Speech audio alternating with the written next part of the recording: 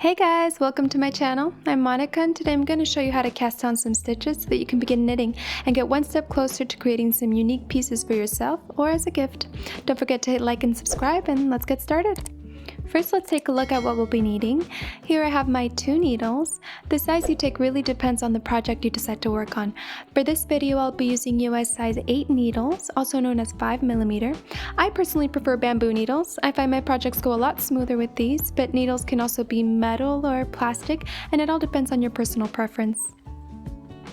Now, as for the yarn, I've chosen a really simple and neutral color. Again, the type of yarn you choose will really depend on the project that you've decided to work on. If you're following a pattern, it's a good idea to try and find a similar yarn as the one that's indicated.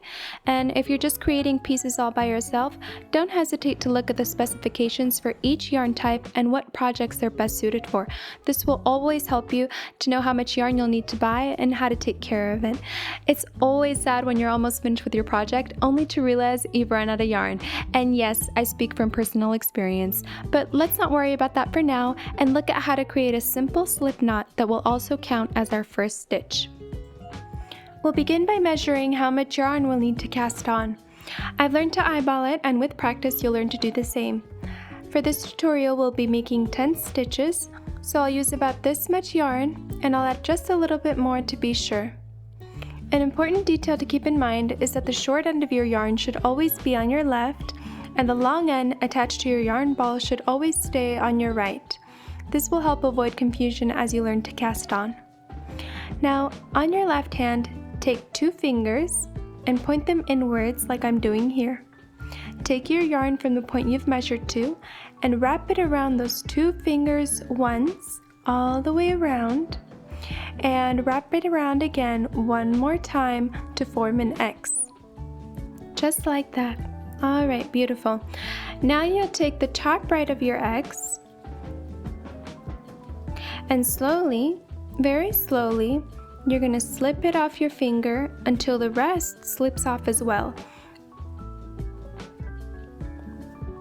And you can hold it in your hand and you will see it'll form the shape of a pretzel. You'll want to adjust your hold on the pretzel so that you can hold it with your left hand only, and your right hand should now be free. You can now take the first needle in your right hand and bring it over to our pretzel. We can see there are 2 lines in the center of our pretzel, and you'll be focusing on the one on the right. Your needle will go right under it, just like that. And then you'll be able to pull up on that strand as you release the pretzel. So again, the needle goes right under that line. You'll notice that the short end of a yarn is still on the left, as it will remain throughout this whole process, and on the right is the long end attached to our yarn ball. And that's the end we are now going to pull. We'll pull it all the way up until it's nice and taut, just like that. We can now slide that first stitch forward to the tip of our needle, where we will begin to add more stitches. Now we'll take both ends in our hand, using only 3 fingers, while our thumb and our index finger remain free.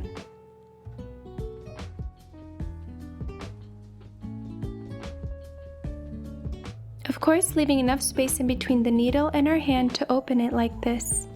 We can now place our thumb and our index finger in that space and separate those 2 strands while still holding them firmly with our 3 bottom fingers, and bring your needle down.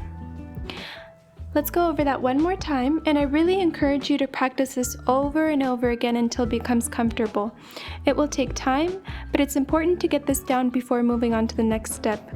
A firm grip, an open space, the separation, needle down. You can see it forms the shape of an upside down A. That's the shape you want to see. And now I can move my needle under, over,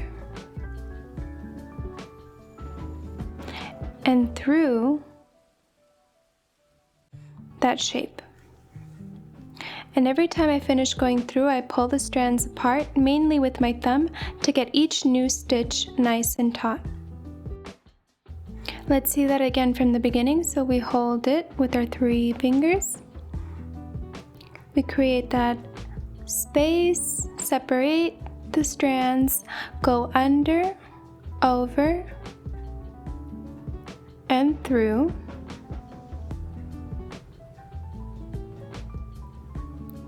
Under, over, and through.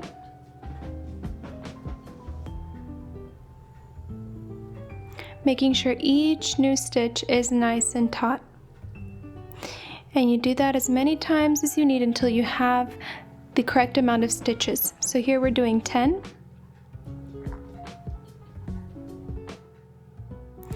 And you'll notice as you get better with this, you'll be able to go quicker.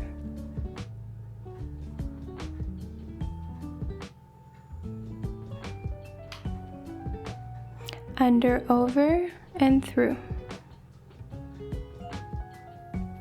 Very nice.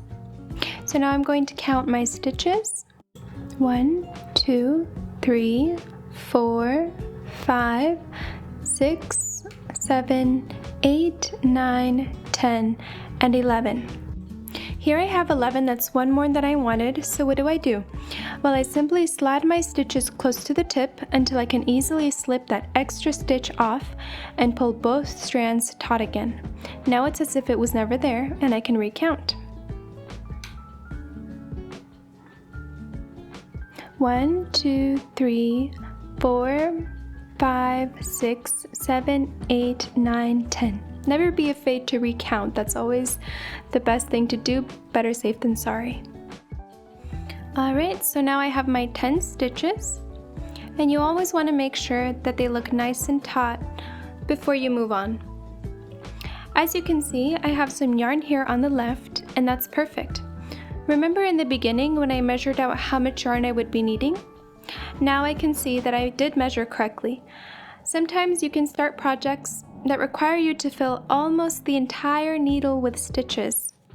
Now remember that requires a lot of yarn in the initial measurement, so make sure to always be generous so you don't run out of yarn before all your stitches have been cast on.